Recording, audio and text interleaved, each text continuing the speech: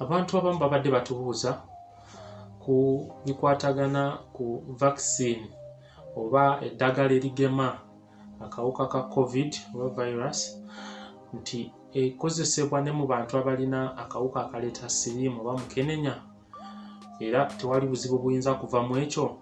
Njagala kugamba nti eddagala lino lyekenneenyezebwa era ne lisangibwa nga teririna mutawaana gwe lisobola kuleeta mu muntu alina bulwadde oba kawuka akaleeta ssiriimu.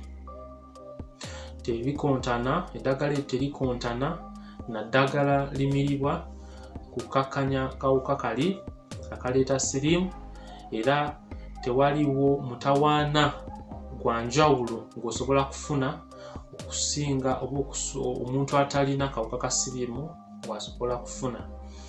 Ate n'ekirala waliwo abaali babuuza nti waliwo kyamugaso okubanga omuntu alina akawuka ka ssiriimu atwalibwa okuba nti amaanyi g'omubiri gwe oba obusobozi bwe okulwanyisa obuwuka buliko wansi okusingira ddala abo abatali ku ddagala.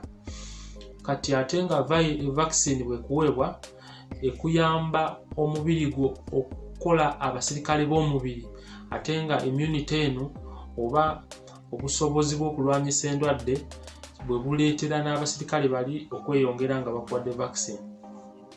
Kakati ne babuuza nti olwedde omubiri gwange munafu tegusobola kwerwanako, vaccine enannyamba okukola abasirikale b'omubiri abamala okwetegekera akawuka konna akasobola okuba nga kannumbaganya aka COVID.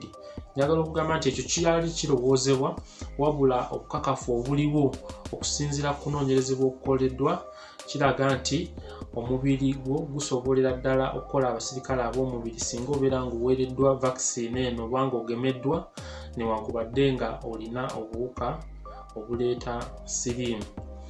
Maliriza ngamba nti tewaliwo kikugaana kugenda kukugema newankubadde nga olina akawuka akaleeta mukenenya. Muwanguzi Shadrack, Health Touch Uganda, follow the light.